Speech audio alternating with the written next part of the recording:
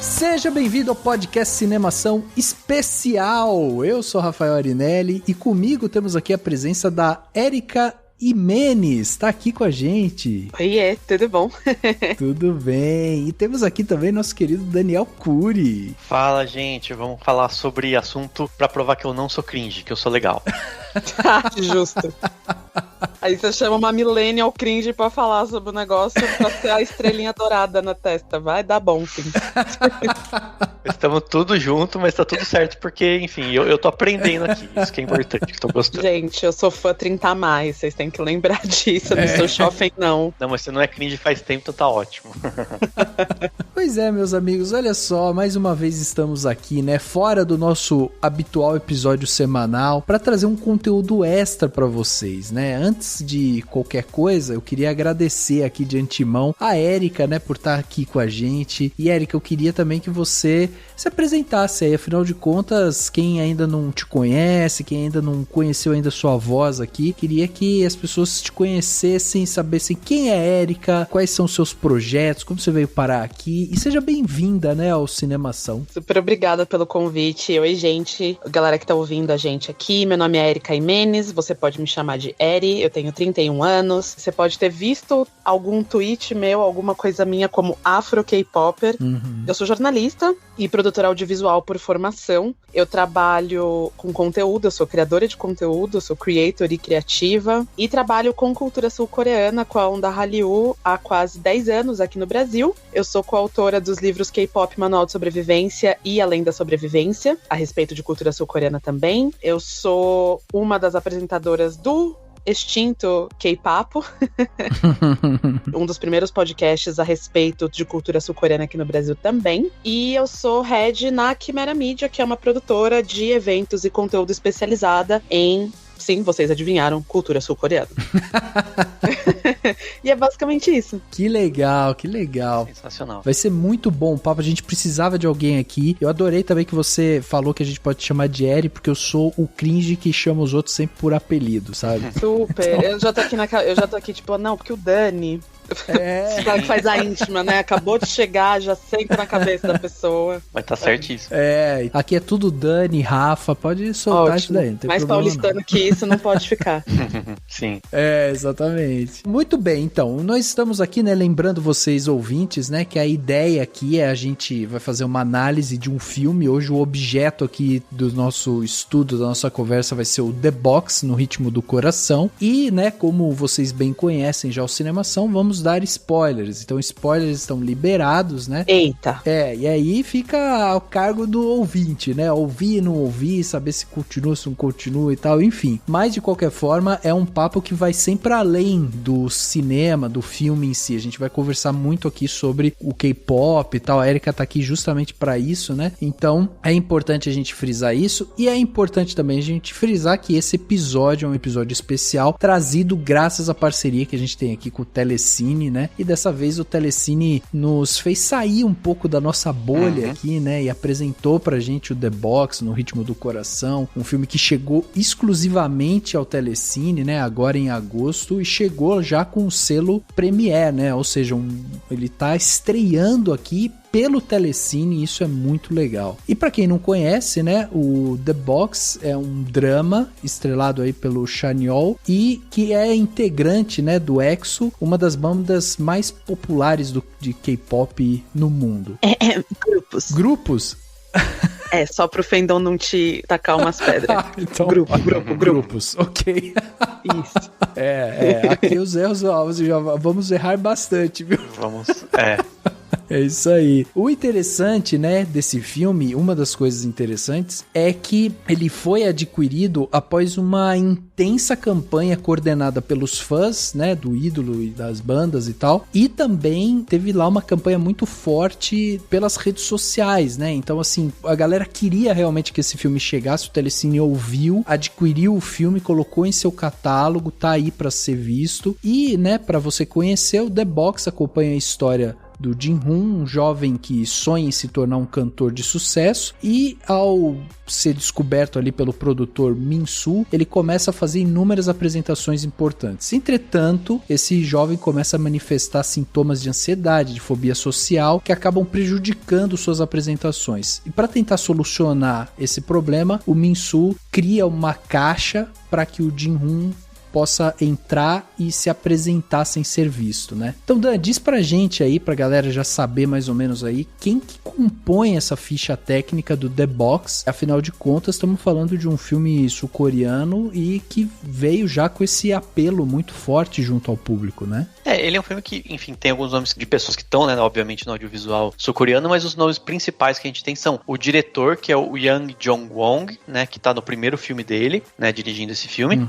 e além do Chan-yeol, né, ou Chan-yeol Park, né, que é o ídolo, né, enfim, o astro do K-pop que estrela esse filme, a gente tem o Dao Hwan-cho, que faz esse produtor, né, o Min-soo, que é o produtor que descobre esse menino, e é muito interessante, porque é uma trajetória que esse filme mostra, de um filme bastante típico, assim, muito comum em vários países, vários lugares, que é de você ter duas pessoas se relacionando ao longo de um trajeto que eles fazem, então é o famoso road movie, né, que a gente acompanha, e o relacionamento deles vai melhorando, vai evoluindo junto com a trama e junto com o caminhar deles por esses shows, né? Então isso que é bem interessante do filme, assim, você vê os dois. Eu até achei interessante porque no começo ele é um pouco acelerado, então você vê lá, eles se conhecem, já falam, vamos lá, vamos começar, né, a fazer show, e o menino tá ainda mais tímido ainda, né? E você vê eles já se engajando, e aí o filme engata na trajetória dos dois, e daí que ele vai se aprofundar no processo de conhecimento dos dois, né, assim. E vira esse road movie também, né, que é justamente essa coisa do conhecimento. Que me fez morrer de vontade de ir pra Coreia do Sul, eu quero ir lá comer aquelas comidas boas lá. Cara, é uma delícia. Eu, como boa amante de K-food, só posso recomendar. Pois eu amo. Nossa, é uma viagem realmente ali pela Coreia, uma coisa sensacional, assim. Então, mas sabe, posso só fazer um adendo nisso, que é muito interessante, porque, como você falou, né, no começo o filme é muito acelerado, porque eles precisam focar naquela 1h30 no arco de descobrimento dos personagens e da relação deles, eles com eles mesmos e um com o outro, né?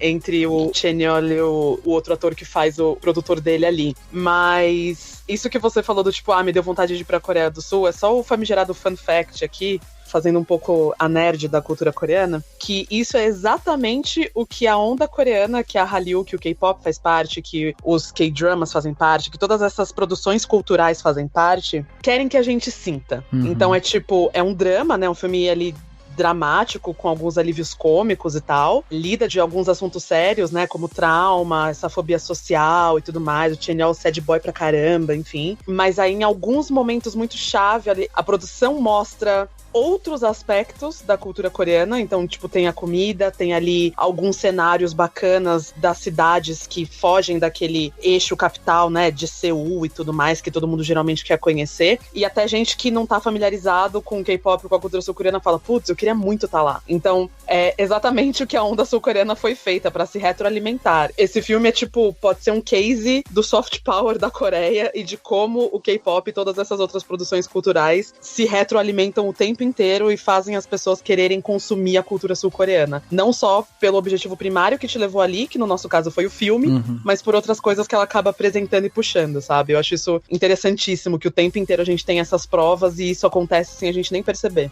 E eu achei muito interessante isso que você tá falando, porque assim, essa questão da gente ter aqui o Chan-yeol no papel principal e tal, uma das coisas que me chamou muito a atenção foi como em vários momentos do filme a gente tem justamente essa busca, né? O diretor, ele faz uma busca do rosto dele, né? Das expressões e tal. E aí, depois, quando eu fui estudar pro filme e tal, e aí eu vi que ele é um ícone, né? Por fazer parte de uma das bandas mais... Grupo. Um dos grupos um dos grupos mais famosos aí dentro do K-pop. Sim. E assim, eu fiquei... Aí pra mim fez mais sentido, entendeu? Porque é realmente você se aproximar do ídolo. E aí eu queria até te perguntar, Érica, porque assim, o K-pop, ele tem essa questão de ser um movimento, a gente pode até dizer um movimento recente, e eu queria que você falasse um pouquinho o que é o K-pop e como também o Chanyeol, ele entra nessa história, porque eu imagino que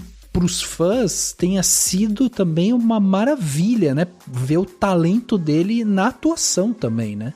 No caso, assim, não é... Primeiro, vamos por partes, então. O K-pop, ele não chega a ser recente, tá? Ele chega a ser recente no que tange conhecimento das massas aqui no Ocidente, mas o K-pop, ele surgiu lá no começo, meados dos anos 90, né? 1990, e o EXO, né, que é o grupo que o Chanyeol faz parte, ele já faz parte aí da terceira geração do K-pop. Então ele faz parte de uma terceira geração, ou que a gente chama, tem alguns estudiosos do fenômeno que chamam essa terceira geração em diante Neo-Hallyu, né, os grupos da Neo-Hallyu, então a nova onda sul-coreana, então a parte da onda sul-coreana que cresceu e que ficou muito mais potente junto com o crescimento das redes sociais da internet 2.0. E aí o K-pop, ele é um gênero musical que engloba outros gêneros e ritmos e influências, desde pop, EDM, hip-hop, rock e etc. Mas ele também é uma indústria, então ele é uma indústria completa. Então, entendendo que ele é uma indústria, ele engloba a música do K-pop, ou seja, o K-pop como gênero, ele engloba a cultura de idol. Então existe ali uma certa conduta e um entendimento de como esses ídolos de K-pop precisam agir, e existe uma diferenciação na nomenclatura dos artistas lá na Coreia do Sul. Então eles chamam os ídolos de K-pop, é muito raro eles serem chamados localmente de artistas. Eles têm uma diferenciação e, por consequência, uma estigmatização do que é um artista e do que é um idol. Tá?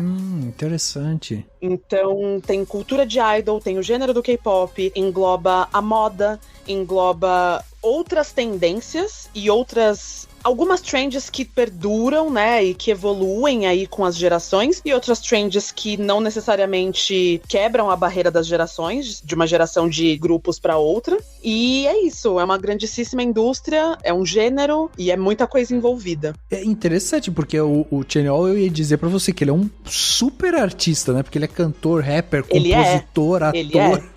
O Chanyeol, ele é um dos, assim, os idols de K-pop, eles passam por um treinamento muito intenso antes deles estrearem como idols, tá? Em seus grupos, duplas ou solos ou etc. Então tem todo um treinamento que acontece nas agências de entretenimento antes deles debutarem, o que é super interessante, inclusive, porque a gente tá vendo ali no filme, spoiler, toda essa viagem, esse rolê pro personagem do Chanyeol conseguir performar, e não tem nada a ver com a jornada de um trainee pra se tornar idol. Então foi muito interessante ver o Chanyeol interpretando uma coisa tão fora da realidade que ele passou pra ele se tornar um artista, né? Então, os idols de K-pop, eles passam por esse treinamento. Esse treinamento, ele é um treinamento de dança, treinamento vocal. Muitos também dentro das agências de entretenimento têm treinamento pra serem atores. Alguns têm essa skill já, mesmo antes da estreia deles, né? Do debut deles. Treino de línguas, pra eles se tornarem multilinguistas, especialmente no momento em que o K-pop tá super global. Então, tem inúmeros treinamentos de um monte de coisa. Então você parte do princípio que eles são feitos, treinados, né, para serem multi. Eles não são treinados para serem um negócio só, apesar de cada um ali ter o seu papel dentro de um grupo. Mas eles são treinados para serem multi. Mas tem alguns idols de K-pop que eles vão muito além no que tange esse 360, né, que eles chamam muito de all-around entertainer, sabe? Tipo, você consegue fazer tudo. O Chanyeol é um desses. Então, ele é compositor, ele é multi-instrumentista. Como você pode ver no filme, ele toca guitarra, ele toca bateria, ele toca piano, ele é rapper, ele canta também. Então ele debutou dentro do EXO como um dos rappers, mas a real é que ele tem uma voz linda, ele sabe cantar, e no filme ele tá cantando, sabe? Aquela voz é dele realmente. Aquela voz é dele realmente, ele canta e canta muito bem. É que o papel dele nos primeiros anos de EXO foi como rapper, entendeu? E depois ele e os outros integrantes foram tendo mais liberdade artística. Então o Chanyeol, ele é um desses exemplos de realmente all-around entertainer. São todos os idols que são assim? Não. Alguns focam em algumas áreas, entendeu? Alguns focam em uma ou duas ou três áreas ou funções, digamos assim. O Chanyeol é um desses exemplos que ele é excelente em basicamente tudo que ele se propõe a fazer. Entendi. Então eu acho que é a escolha de um idol com esse perfil, né, pra fazer um filme que fala sobre música, mas que precisa de uma boa interpretação, porque tem uma parte muito dramática, um background dramático, mas que tem também ali uma participação em tudo que tá acontecendo, eu acho que foi muito chave, sabe? Uhum. E é interessante, assim, eu já até te perguntar, mas eu imagino que na indústria toda do K-pop deve ter gente que, digamos assim, sai do idol pra virar o artista, tipo, deixa de estar num grupo e aí vai virar, sei lá, ator no... Carreira solo. Acontece. Sem grupo e tudo mais, né?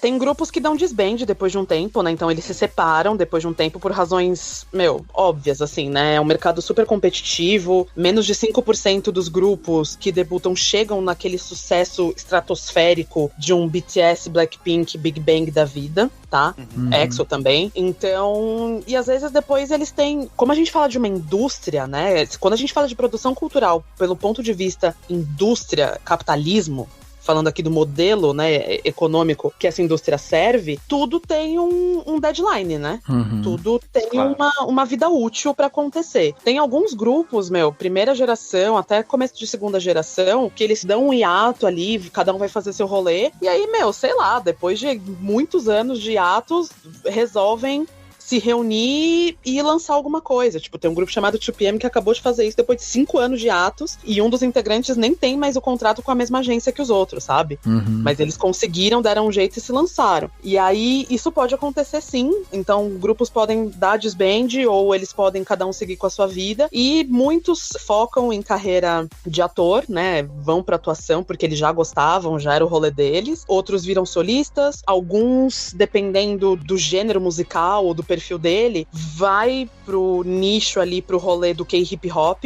por exemplo, e aí ele realmente não tem mais esse título de idol, né? Aí ele vira rapper.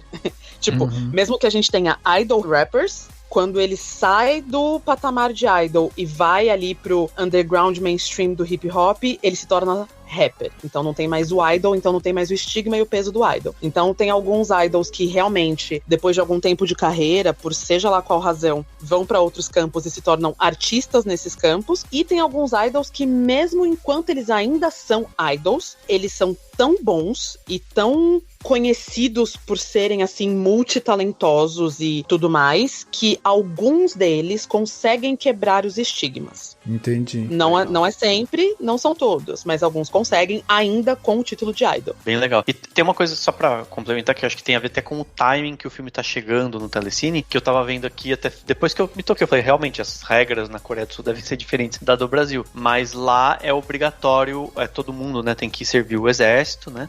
Sim. E ele tá servindo o exército nesse momento, né? Então o filme tá chegando, obviamente foi gravado antes dele servir, mas eu imagino que que seja interessante até pra quem é fã do Chanyeol, vai ver ele antes dele voltar, né? Acho que ele volta nos próximos meses, ele sai do exército e volta a ter uma carreira de artista, né? Ele deu uma pausa obrigatória num momento que ele podia, provavelmente, porque... Isso, é obrigatório. É obrigatório, e aí sempre tem um planejamento das agências, obviamente junto com o governo ali, né? Porque tem uma data ali, tem uma idade limite, né? Da qual os homens coreanos podem se alistar, mas aí as agências vão ali se ajeitando, e tem muitas agências de muitos idols produzem muito, muito, muito conteúdo, sabendo que o idol tá pra ir pro exército, porque é sempre bom lembrar que, diferente do Brasil, a Coreia do Sul, ela está em guerra com a Coreia do Norte, porém em cessar-fogo, com um acordo de cessar-fogo. Então, eles precisam, né, entende-se que eles precisam estar sob atenção o tempo inteiro.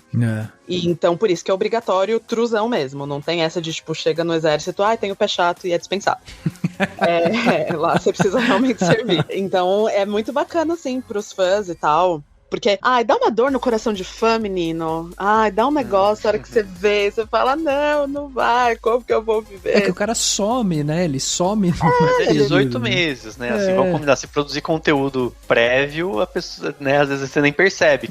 É claro, quem não é tão fã, assim, quem tá mais distante, né? Assim, menino, fã percebe que é uma beleza aqui, percebe que é um chororô, que é um negócio. Então, quando a gente é alimentada, né, entendeu? Nesse meio tempo, Porque às vezes pode durar 1 ano e meio, o alistamento, às vezes pode durar 2 anos, sabe? Aham. Então é meio que 2 anos aí que a gente conta sem o nosso idol favorito. E aí, putz, é uma dor no coração. E aí quando a gente é alimentado desse jeito, é só alegria, dá um quentinho, assim, sabe? Entendi. Ah, legal.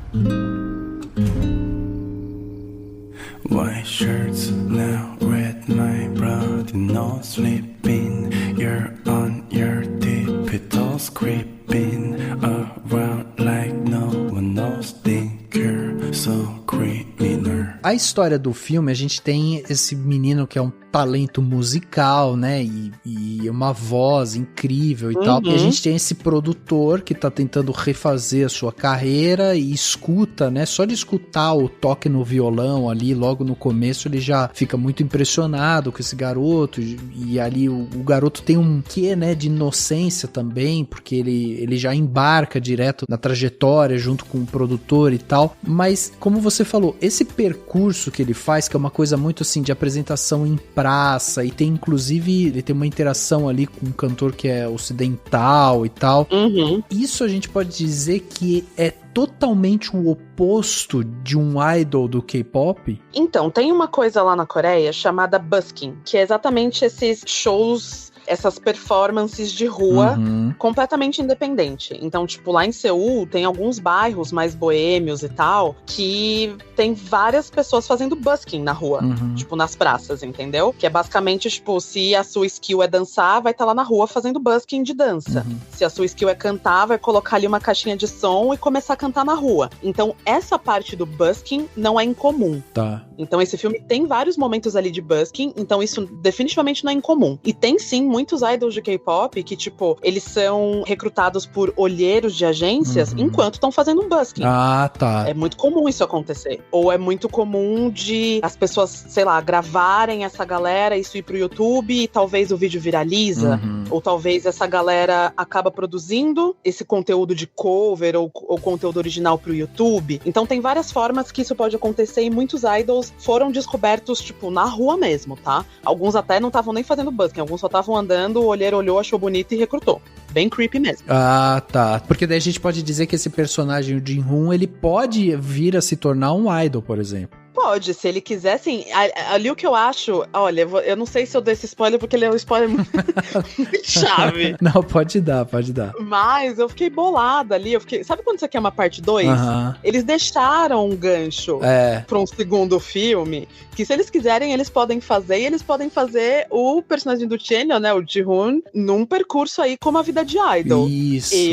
Se fosse eles, tava já produzindo esse negócio aí, entendeu? Porque seria interessante se você tem um personagem que tem essa fobia social, né? E tá meio que. Ele fica tentando se reinventar o tempo todo ali. Então realmente seria um plot interessante. Mas ali ele vai pra uma audição e você não sabe pra onde que é aquela audição. Se é pra um show, se é pra uma agência, você não sabe. Eles não falam. E fica esse gancho e eu só fiquei assim, né? Tipo, tá bom, o segundo filme vai vir, agora a gente vai ver a vida do Chanyeol pré-idol.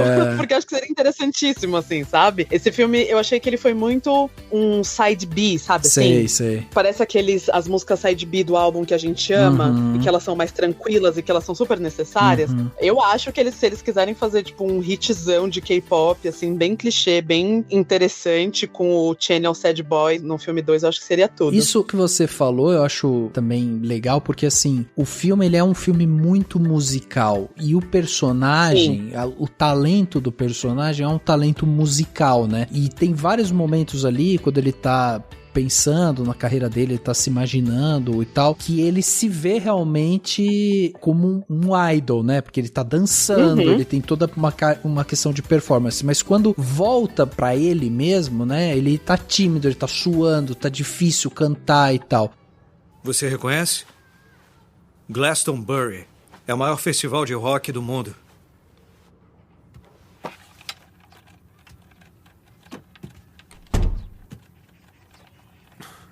Você já foi? Sim. Você gostaria de ir?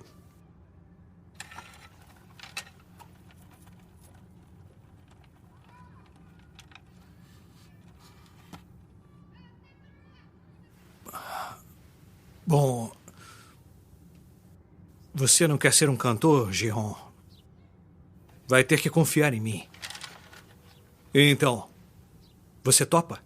E essa era outra pergunta que eu ia te fazer, porque você até comentou, né, que o K-pop é, na verdade, essa mistura de diversos gêneros, assim, né? Então tem esse estilo muito híbrido, né? E aqui a gente pode dizer que todas as músicas que permeiam o filme são músicas de K-pop, assim, ou, sabe, ou tem uma coisinha ali um pouquinho diferente do estilo em si? Aí que tá, né? O K-pop, ele literalmente pode ser qualquer coisa, cara. Tá, legal. Ele pode ser qualquer coisa, contanto que ele seja performado pelos grupos ou pelos idols e, enfim, contanto que ele faça parte dessa indústria, contanto que ele seja música pop coreana, ele é K-pop. Então, digamos que exista o K-pop dentro do K-pop, se isso faz sentido. Tá, não, deu pra entender. Como se fosse, tipo, não é uma comparação justa, mas é a única que eu tenho aqui agora, tá? Imagina a nossa MPB, então MPB é música popular brasileira, só que a MPB, ela não é pop music, de pop culture. Sim. Ela é MPB. Ela é, né, aquela coisinha meio bossa nova, meio, aquela coisa meio chilled, assim, e aquilo ali é MPB. Mas dentro da MPB, você tem ali, especialmente numa geração mais nova, você tem uma coisa mais popular, mais pop, mais... Sim. Sabe assim, que se encaixa nessa coisa mais... Aqui a gente tem mania de chamar de tudo mais universitário, né? Quando agrada um público mais jovem, quando é mais pop. Como se fosse MPB universitária. Sim. Sabe assim? Sim, sim. Então imagina que tem o K-pop como Korean Pop Music, né? Música pop coreana, então é música popular coreana. E você tem o K-pop como gênero indústria. Entendi. Sim, claro. If that makes sense, sabe? Tipo... Não, faz. Então ali as músicas, elas estavam super adaptadas pra uma coisa muito mais... Uma vibe mais tranquila, tipo, por exemplo, tem... Vou dar outro spoiler, mas tem Chanel cantando Billie Eilish. Isso. Só que é uma música da Billie Eilish que é mais agitadinha, e ali virou outra coisa, entendeu? Então a soundtrack inteira, eu entendo que ela foi adaptada muito pro mood sad boy do personagem, porque ele é total introspectivo e cheio de coisa ali pra lidar no terapeuta, sabe? Mas sim, poderia ser K-pop. Então, mas não tem problema com a língua inglesa, por exemplo, ali, né? Com o inglês em si, não teria problema em relação a isso. Então, a gente tem muitos grupos de K-pop que eles lançam um álbum completo ou hits em inglês. Isso não faz deles não ser K-pop, porque eles são um grupo predominantemente formado por integrantes coreanos. Eles foram produzidos na Coreia do Sul por uma agência sul-coreana, pela e para a indústria do K-pop. O fato de que eles escolhem por interesse comercial atingir um novo público no ocidente e gravar a música em inglês para ter uma aproximação com os fãs não interfere em nada o fato deles serem idols de K-pop fazendo K-pop. E faz sentido, porque acho que você falou até da questão da retroalimentação, né, do K-pop e do filme, e é isso, ele tá querendo falar com gente de fora também, né? Você vê, o filme ele é muito universal, né, assim, mesmo quem não tá por dentro do K-pop, quem não conhece muito da cultura coreana, vai super entender a trajetória do filme, né? Super. Ele não tá centrado em cultura de fã. Isso é muito interessante. Eu esperava, simplesmente porque eu ouvi o nome do Chanel como protagonista, e aquela coisa do tipo, é um musical, né? Foi pronto, lá vem. Eu presumi que ele seria um filme muito centrado na cultura de fã. E ele é o oposto, ele é o completo oposto. Então eu acho que ele literalmente pode pegar qualquer pessoa que esteja disposta a assistir um filme tranquilinho e gostosinho, sabe? E aí por isso que eu tô aqui clamando um segundo filme baseado em cultura de fã, porque eu sou dessa. Não, e eu acho que faria muito sentido, até porque se aqui a gente é apresentado, vamos dizer, pra cultura coreana, né, a gente faz uma viagem junto com os personagens, como o Dani falou, da vontade de você comer as coisas ali e tal. Um segundo filme mergulhando mais no K-pop em si, né, na produção musical e nessa construção do idol e tal, realmente seria mais um mergulho dentro da cultura coreana, seria realmente interessantíssimo. Fica a dica aí pros produtores que estejam ouvindo a gente. Né? Ok. Me chama pra fazer o roteiro, eu ajudo. Vamos fazer juntos. E faz sentido porque justamente é o fisgar uma pessoa de fora e depois apresentar pra cultura dos idols, né? Que, enfim, que é mais específica.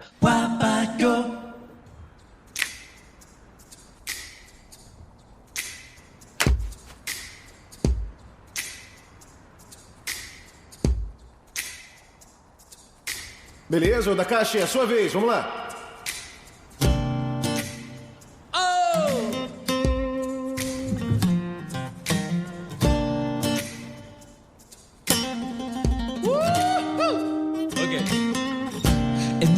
crazy what I'm about to say.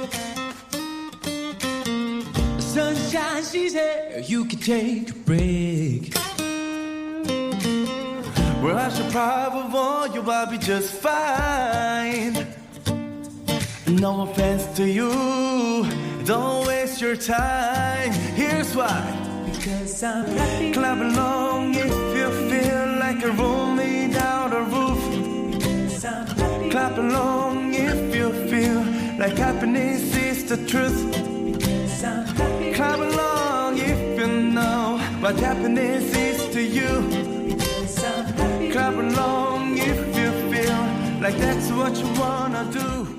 Mas eu, por exemplo, uma coisa que eu gostei bastante do filme é o fato de ele ser meio... de ele usar aqueles momentos videoclípticos, né? Então tem uns momentos que ele meio que tá sonhando acordado, sei lá, e ele se vê menos tímido e mais pronto pra ser um idol e tal. É interessante porque eles são momentos atrelados a ponto de virada, então você vai acompanhando esse crescimento do personagem, né? Aos pouquinhos ele vai tendo mais coragem, você vê que não é repentino que ele... Tem filme que faz isso, né? Do nada a pessoa, eu consegui coragem pra enfrentar os meus medos e me apresentar sem ser dentro da caixa, né? E aos pouquinhos você vai ver, inclusive com bebida alcoólica até, né? Tipo, ele não bebe, depois chega uma hora ele toma um golinho, então você vê que ele tá ficando mais adulto e mais maduro, né? Então, eu gosto dessa analogia e eu gosto da analogia que eles fazem com a própria caixa, sabe? E o que eu achei muito bacana nisso é que esse crescimento dele, ele não é linear, porque a grande verdade é que nenhum aprendizado é linear. Nunca é. Então, tipo, a gente tem os tropeços em aprendizados ou em curvas de superação, e tem sempre aquela coisa meio, tipo, da vergonha que se sente quando você tá num caminho de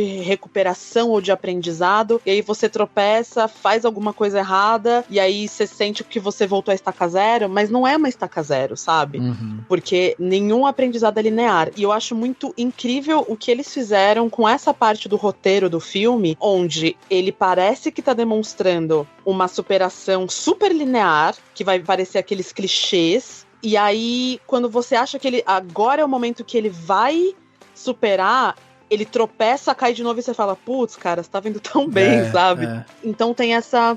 Eu gostei muito porque isso é muito realista, sabe? Isso é muito humano. Eu acho que rolou uma humanização muito bacana dele como artista, do personagem, não tô falando nem do Channel, mas do personagem como artista, a humanização dele saindo dessa coisa do garoto que vira homem, porque, né, tipo, no filme ele foge de casa muito novo, então imagina-se que ele ainda deva ter uma aproximação com aquela infância perdida muito forte, por isso que ele é tão traumatizado. E então eu acho incrível e eu acho muito humano o que eles fizeram ali. A própria analogia, né, com o lance da caixa, né? Total. Foi muito interessante mesmo isso. E como a caixa não é só dele, né? E ali o roteiro coloca, em algum momento, a gente sai daquela coisa visual da caixa e vira literalmente uma metáfora que é implementada o tempo inteiro. Então a caixa é do personagem do Channel, é do Ji-hoon, a caixa é do produtor também. Quando vai ver o produtor tem uma caixa. Quando vai ver outros personagens que a gente é apresentado ali, que são secundários, mas eles têm um momento ali de caixa também.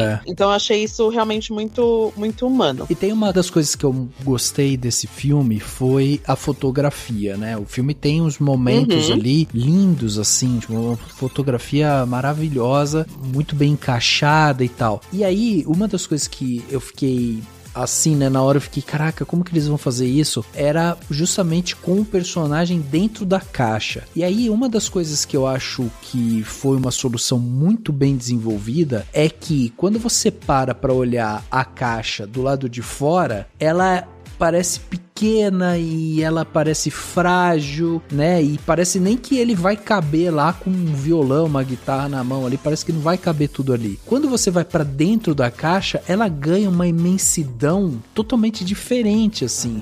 Mesmo as luzes que entram dentro da caixa, elas são luzes, assim, que iluminam ele e tudo mais, mas elas têm ali uma função de trazer essa atmosfera, sabe? Então, eu achei essas analogias que eles fazem, essas brincadeiras, né? Muito legais, legais, porque é isso, a pessoa que tá de fora da caixa pode olhar a caixa dos outros como algo frágil, algo bobo, algo que vai cair a qualquer momento, não sei o que e tal. Só que quando você tá dentro da sua caixa, às vezes ela não tem fim, entendeu? Ela é completamente imensa. Total. Então essa brincadeira eu achei muito legal, porque é isso, você não fica dentro da caixa olhando a textura do papelão atrás dele, ou a quina da caixa, sabe?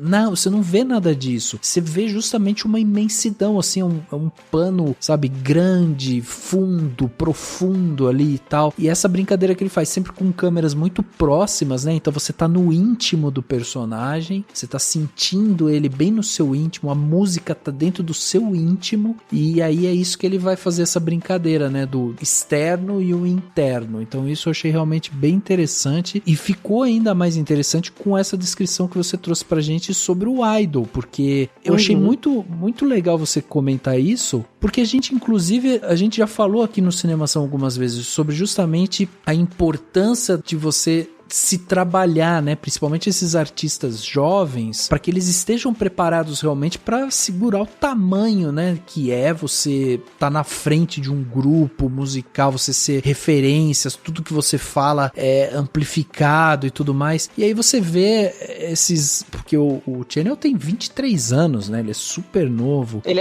é um bebezão, ele é enorme, mas ele é novinho. Exato, e assim, ele já tá super preparado, né, então você vê a atuação dele é interessante, e até por isso que eu te perguntei, tipo, essa atuação dele, o fato dele ter se colocado como ator, pra vocês que consomem muito de K-pop, que estão de olho nesses artistas e tal, pra vocês foi assim surpreendente, tipo, a atuação dele? Foi uma coisa que, caraca, ele faz isso também, além de tudo.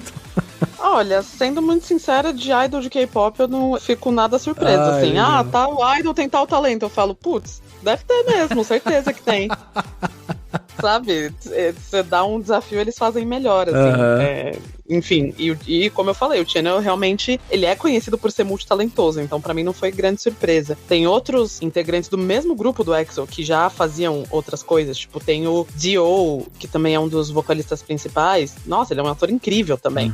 Eu nunca gostei desse estigma de idol, apesar de saber que eles fazem parte de uma esteira comercial de fabricação, entre aspas. Eu sempre gostei de humanizá-los o máximo que eu podia como consumidora daquilo, entendeu? Então, não, eu particularmente não me surpreendo, eu tenho plena certeza que o fandom não se surpreende também, né? O fandom de EXO-L ali, ou o fandom de K-pop no geral. E, assim, eu sempre achei que o Channel sempre teve boas expressões faciais. Então, ele sempre foi muito expressivo, eu acho ele muito expressivo, beirando meme, assim, de tanto que ele tem expressões. Eu só achei muito lúdico, né? Porque o Channel, ele tem uma persona artística que ela é muito alegre. Uma persona artística muito, tipo, mood maker mesmo, sabe? Ele é um dos que dá risada e que tem um sorrisão maravilhoso e etc. E aí vê-lo naquela posição de vulnerabilidade do Ji-hoon foi muito interessante. E eu acho que o que eles fizeram com essa produção, com a direção de arte e tudo mais, foi lidar com essas obscuridades da mente e do sentimento humano de um jeito muito lúdico, pra ele não cair numa coisa caricata. Sim. Porque ele podia facilmente cair numa coisa caricata. Exato. Entendeu? Sendo idol, sendo super expressivo como ele é, e sendo esse personagem tão oposto do que a persona que ele mostra, a persona artística dele como idol, podia ficar muito caricato, ali com a franjinha de emo que ele tá com o cabelinho de emo, enfim. E eu acho que as luzes, a fotografia, a direção de arte que eles fizeram, cuidou para que esse fio lúdico ajudasse a não ficar uma coisa caricata. Então, eu acho que foi uma boa composição, sabe? Ele imersivo ali nos sentimentos deles, parecendo triste, sad boy o tempo todo, e o que toda a produção fez para que... Enfim, pra que ele não parecesse um meme, né? Pra que fosse a gente ali focado mesmo na reflexão, que era o que o filme queria que a gente fizesse. E eu acho legal porque, assim, uma coisa importante da gente entender, você falando, eu tô visualizando essa coisa de indústria, né? Que é uma coisa deve ser muito difícil, produtores e muita coisa muito empresarial. O filme, ele pega essa figura do idol, pega a figura do K-pop, que é muito, sei lá... Manufaturado. Né? Manufaturada e coloca na rua, literalmente. Sim. Então, a gente tá vendo ele, eu gosto muito, por exemplo, ainda sobre a questão da caixa, né, que antes dele sair da caixa, ele muda a caixa, né? Tipo, a caixa fica mais Sim. colorida, eles pintam e tal. Então é interessante, e aí ele sai, o momento em que ele consegue cantar lá na frente da galera, é num lugar super roots, né? Tipo, é uma coisa meio música cigana, aquele violão, um negócio Sim, que eu adorei aquilo. inclusive eu queria morar naquele lugar, achei muito massa. Eu adorei aquilo demais, cara. Que eles foram pra música cigana. E eu, particularmente, a simbologia que aquilo tem pra mim, sabe? Puta, aquilo ali foi outro rolê pra mim. Pra mim foi uma conexão muito foda naquela cena. Eu gostei, mas eu achei legal isso, assim. Então eles levam pra raiz pra gente fazer essa conexão, fazer essa enfim, conectar dessa figura quase que mítica, vamos dizer assim, que se tem no mundo do K-pop, porque faz parte da cultura, e você levar pra isso, pra ele ele consegue sair da caixa, ele consegue mostrar quem ele é num lugar onde ninguém tá julgando, onde não tem, sabe assim, ninguém tá preocupado com de onde ele vem, com nada. Então isso que eu achei bem bacana também, assim, da gente pensar, da gente analisar, porque é isso, e aí ele tá preparado quando ele se conecta com a terra, vamos dizer assim, ele tá preparado pra ir lá pra aquele momento, né, a cena final lá, que é meio que tipo tentativa de virar um idol, quem sabe, tudo mais. Né? Voltando pra cidade grande, andando com a calça de couro e a botinha e tal. Isso aí. Isso achei Bem muito gênio. massa mesmo. Sim. Eu achei a simbologia muito forte mesmo, assim, porque o povo cigano, independente do país e tudo mais, os povos ciganos ao redor do mundo, a simbologia deles e da cultura deles é muito sobre alegria. É alegria pura, é energia de prosperidade, energia de fazer as coisas renderem, sabe, com a terra e não se apegar a uma coisa fixa e compartilhar, e ao compartilhamento, ao amor, é uma rede, assim, sabe? Uma rede de apoio muito forte. E eu achei completamente inusitado ver isso num filme coreano, tá? Completamente inusitado, mas assim, aceitei muito feliz a hora que essa cena veio, porque eu falei, caraca, eles foram numa referência muito fora da caixa pro que a gente vê em produção audiovisual sul-coreana, mas que faz completamente sentido no que tange, simbologia pura, sabe? E o arco dele ali chegando finalmente nesse aprendizado que foi nada linear, e aí quando ele finalmente olha pra dentro e vê a raiz do rolê, ele consegue centrar e consegue ter a coragem de fazer o que ele tem que fazer, de performar, enfim.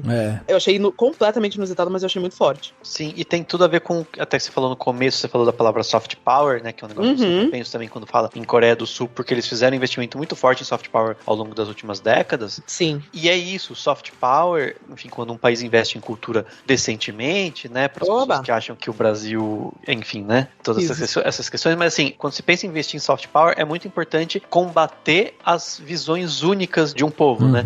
Então, sei lá, uma pessoa que não conhece nada da Coreia do Sul, ela vai imaginar uma coisa muito específica, ela vai imaginar, sabe, assim, a culinária, pensar numa coisa muito, muito específica e não vai sair daquilo. Então, quando você vai para uma coisa diferente, né, o cigano e tal, você desloca o espectador de fora e faz ele enxergar a Coreia do Sul, como todos os países do mundo, na verdade, que são ricos em cultura, que tem de tudo, né? Então acho que é interessante também, é muito importante isso. Eu acho que toda vez que a gente fala de investimento em cultura, principalmente no Brasil, onde falta investimento em cultura, a gente quer isso, quer que as pessoas de fora vejam o Brasil e não vejam só as visões que eles têm. Tem muitas que são ok, corretas, não tem problema nenhum. Pensar no Brasil e pensar em carnaval, pensar no Brasil e pensar em samba, pensar no Brasil e pensar em, sei lá, na floresta amazônica, mas a gente quer que eles pensem em tudo, porque o Brasil é muito rico e tem tudo. Então é a mesma coisa com a Coreia do Sul. Quando você vê aquilo, você sai do eixo e você fala, cara, é isso, eu quero estar nesse lugar, eu também quero comer aquela comida que é típica da Coreia do Sul e eu não conhecia essas apresentações musicais na rua e eu quero ver elas em Seul, então eu quero conhecer e que bom que eu tô me conectando com algo um pouco diferente, eu tô saindo do que até tem o termo single story, né, que é quando você conta uma única história de um país e tal.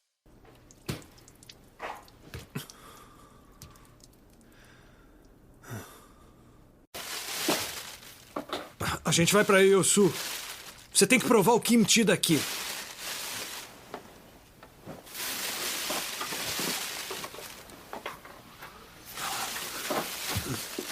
Quer um pouco de caranguejo? Preciso te contar uma coisa.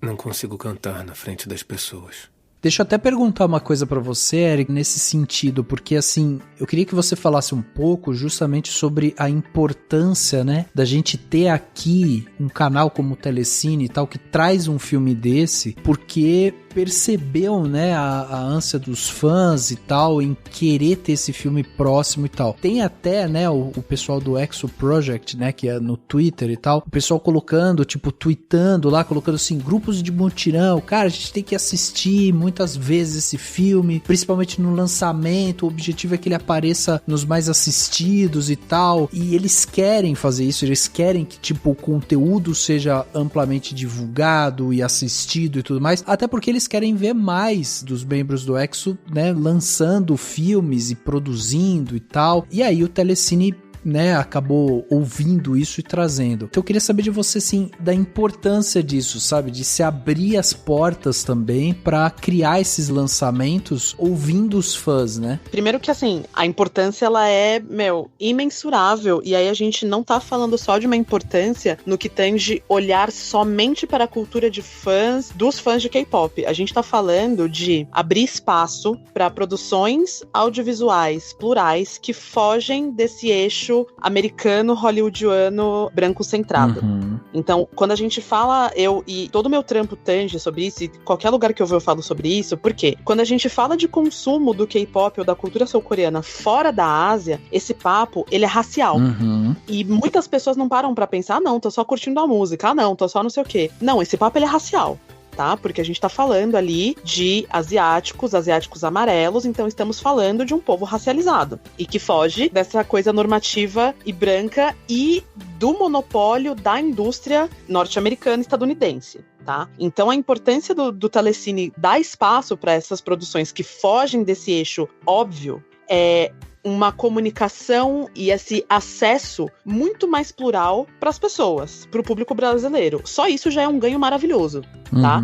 A gente tá num momento aí com discussões super importantes, discussões raciais, não só no que tange, tipo, racismo anti-negritude, mas também entramos no papo sobre racismo anti-asiáticos, entendeu? Desde que a pandemia começou. Um monte de violências acontecendo contra as pessoas amarelas asiáticas por conta da racialização do vírus do Covid que aconteceu.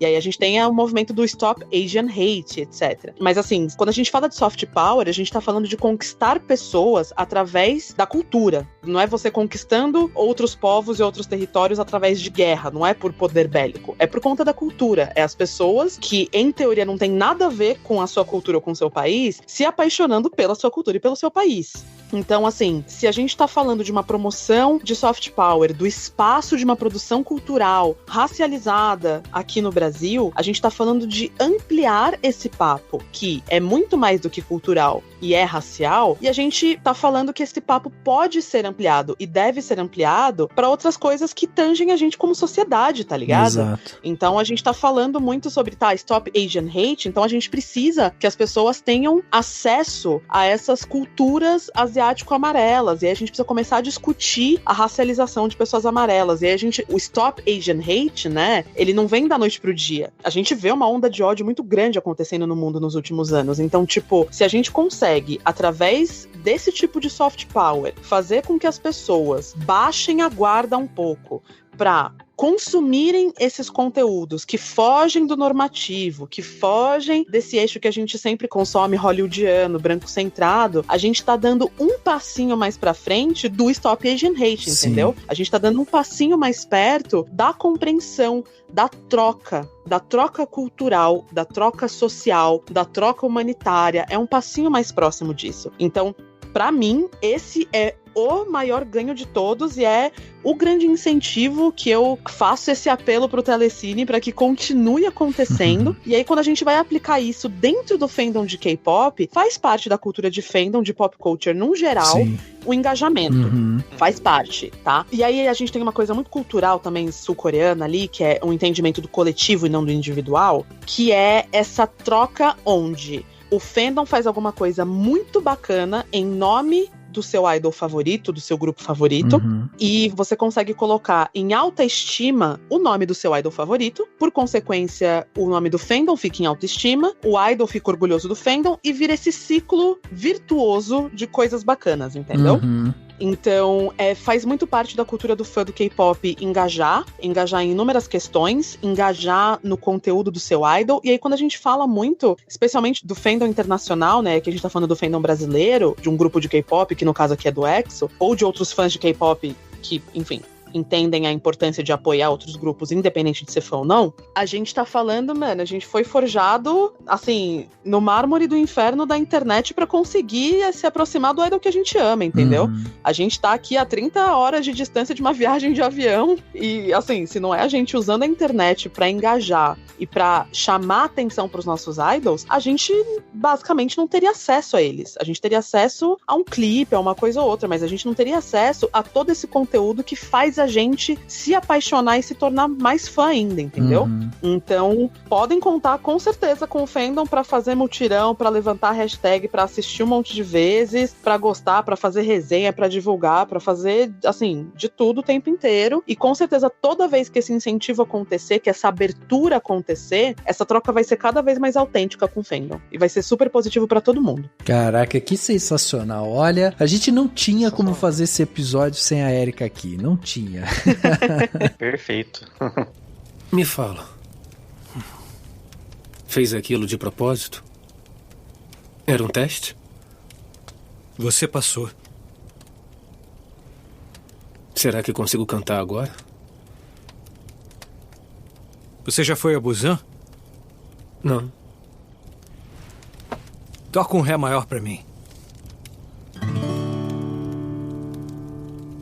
부산에 가면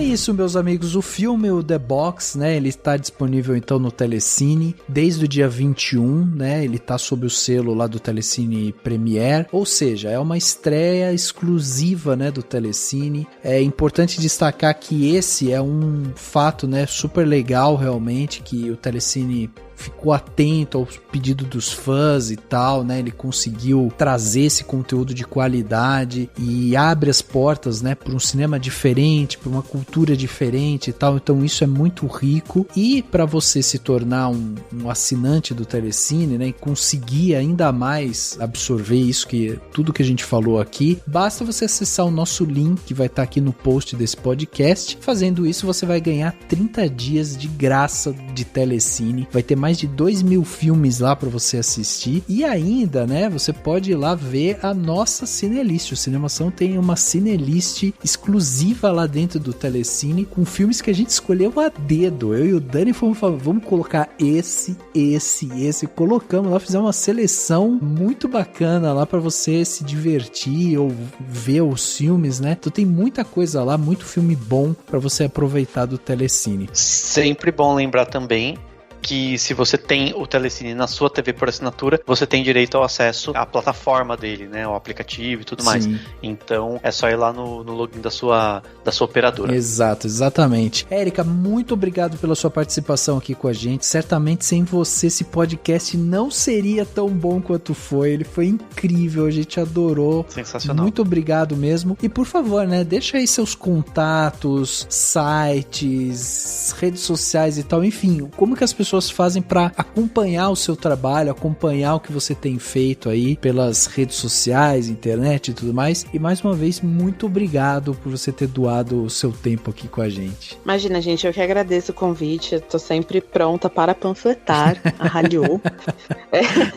Sempre pronta. É o trabalho da minha vida. Panfletar a onda coreana. Fiquei super feliz de poder falar sobre o filme, de poder falar sobre o channel, de poder falar sobre essa abertura super bacana. Espero que seja o começo de muitas mesmo. E se vocês quiserem acompanhar meu trabalho, produção de conteúdo, os pitacos que eu dou, umas pistoladas que eu dou por ali, novos projetos, porque tem muita coisa bacana vindo, multiplataformas aí, ainda nesse segundo semestre, no começo de 2022, então fiquem ligados. Vocês me acham nas redes sociais como Erika Imenes, Erika com C, I-M-E-N-E-S, é facinho de me achar. Tô no Twitter, tô no Instagram, tô na Twitch, mas eu abandonei, então não recomendo.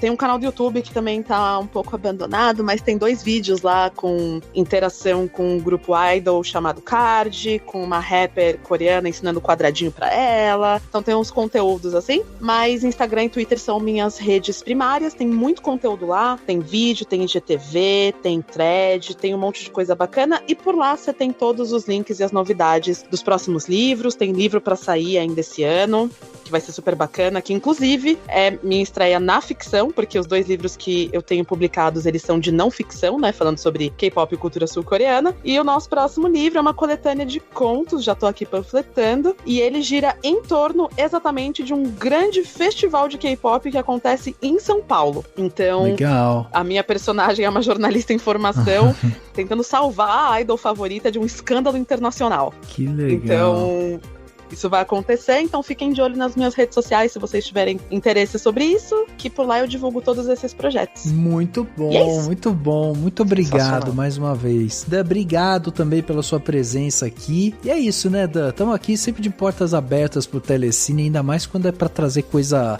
nova, coisa boa, de outras culturas, né? Que furar um pouco dessa nossa bolha, né, Dan? Melhor coisa. Fiquei super feliz mesmo de conhecer um outro universo. Pra mim era só uma coisa tipo assim, tem o K-pop, tem fãs de K-pop, então fiquei super feliz de mergulhar um pouco nisso e de entender um pouco mais com a Erika. E é isso, pra todo mundo que ouviu esse podcast, compartilhem, comentem o que vocês acharam do filme, do podcast e até a próxima. É isso aí, até a próxima. O podcast Cinemação especial fica por aqui e a gente se vê no próximo.